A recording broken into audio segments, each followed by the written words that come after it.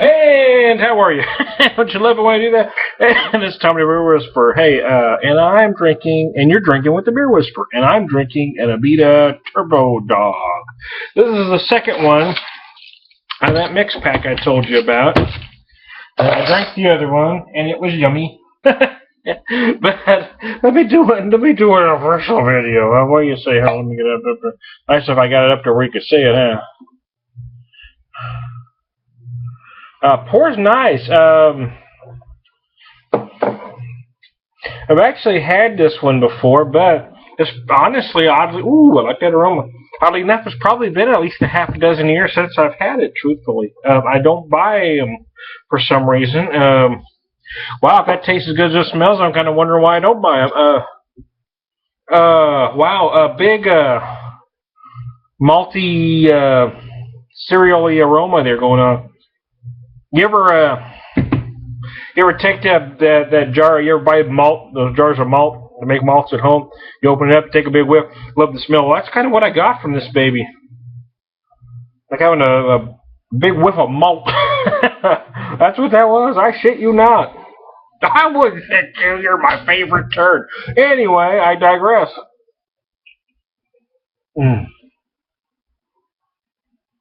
Wow, it does taste like that. Holy cow. It's like I took a beer and I took an extra spoonful of malt and whipped it up right in it. Hold on while I get my dishwasher. We're going to keep beeping all the way through the segment. Nobody wants that. Hey, let me read from their website and then we'll keep talking about her. TurboDog is a dark brown ale. Well, I guess it is. I was going to say black, but okay, if they want to call that brown, that's all right. I'm colorblind. I'm going to give them brown. Oh, Lord have mercy. Brewed with pale caramel and chocolate malts. All right, that makes sense because it's a chocolate malt that I'm getting there. And Willamette hops. Okay, that makes sense too. The combination gives TurboDog its rich body and color and a sweet coffee-like flavor. TurboDog began as a specialty ale but has gained a huge loyal following. It's become one of our flagship brews. Okay, and the numbers are, it's 5, 6, 28 IBUs. Oh, okay, well, exactly what style would you call this? Well, I don't really know. 5, 6, 28.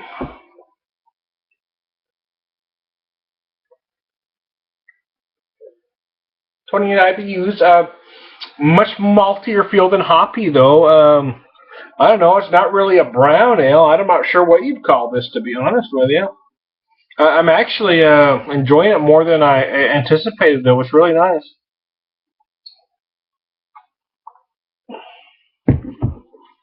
Wow, I think I'm going to have to start buying this more again. For some reason, it kind of fell off my radar, but I'm kind of digging it, actually. TurboDog is a dark brown ale brewed with...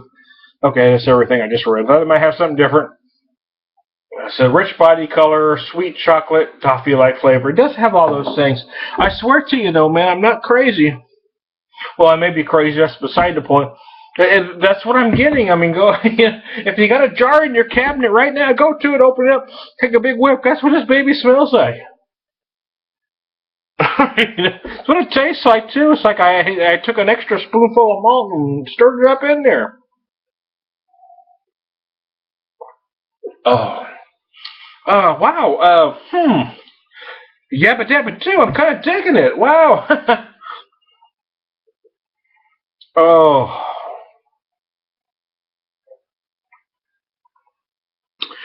Wow. Beer videos. I love doing beer videos.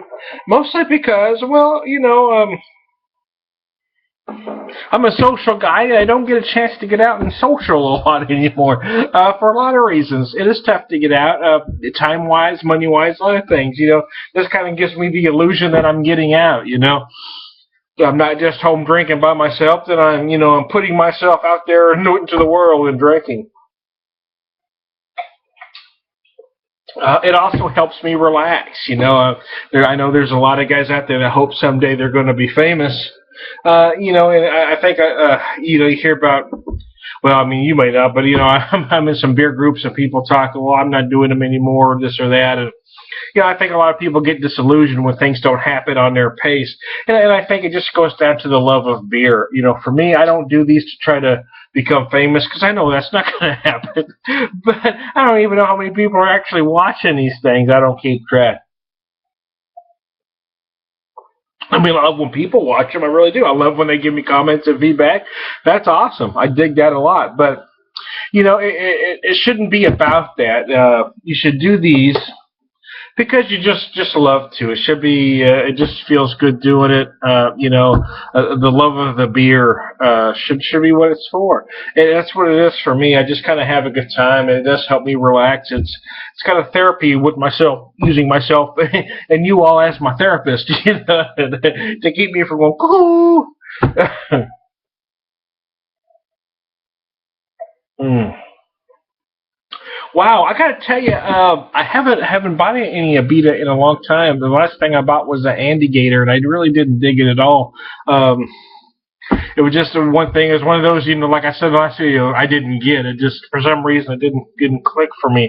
But I love their SOS Charitable Pilsner that I bought earlier in the season. It's probably the last Abita I bought. But I saw this mix pack, and it was out of date, about 3 days out of date. And let's talk about that for a second. Because this is a beer, this type of beer probably isn't going to be affected by that. Today's American craft IPAs, they're going to be affected. Originally, IPAs were meant to sit for a long time, for voyages, but today's craft IPAs are made to have this big wallop of a hot bite on them. I mean, they're meant to just whack you over the head with a frying pan, man.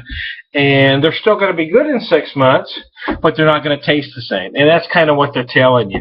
The only thing that's going to kill a beer, and I've said this 100 times if I've said it once, is direct sunlight and constant temperature change.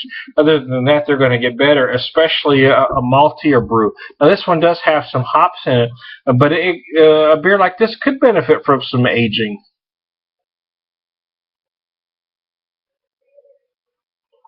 Oh, wow. It's a deceiving brew. It really is. Because you get this, it looks big, dark, rich, and decadent, which it does have all those things, all those elements about it, but it is a light to medium-bodied ale. It isn't heavy at all. It would work with most foods. I would pair it with larger foods, like a prime rib, for instance, any steak, but a prime rib dinner specifically. Roast beef, anything we're talking about beef, it would work with pork, but I would pair it with bigger flavors as opposed to smaller flavors. It could overwhelm fish and chicken, but larger pork flavors, any beef, this would be beautiful with. I'm really liking it a lot, actually. Wow, this is something that now it makes me want to go buy a 6-pack right now and knock a couple more back. I'm really loving the TurboDog. I'm having a little romance with my TurboDog right now. Don't look. That might be illegal in your state. Anyway, I digress. Let me finish this baby up.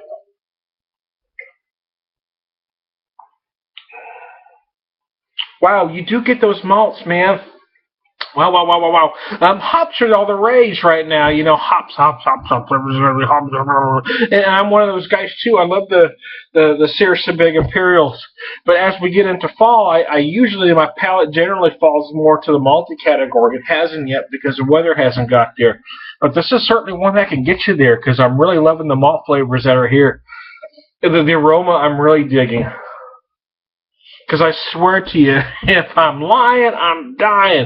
It's like a homemade. You ever make a homemade chocolate malt? Because you're doing it at home. You're putting a little extra of that malt. That's what this thing tastes like. So I'm getting the malt, and then the chocolate malt aroma. Oh gosh, it's just beautiful, beautiful, beautiful, man. I'm getting misty just thinking about it.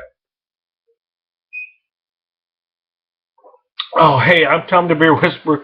You are just drinking with the Beer Whisperer. And hey, I was getting ready to get out of here. I meant to say it earlier, and I kind of missed it. I want to give a shout out to my beer friend, Nick Cook, I was talking about that other beer. It's kind of what I was trying to get to, and then my mind wandered, and I didn't get there. Nick Cook's got a new segment. He's doing some beer reviews. I think he's calling them beer chat, but look him up to see exactly what he's calling, because he's got a concept where he's doing more similar to me, but it's more beer related, not as kind of scattered as my segments are.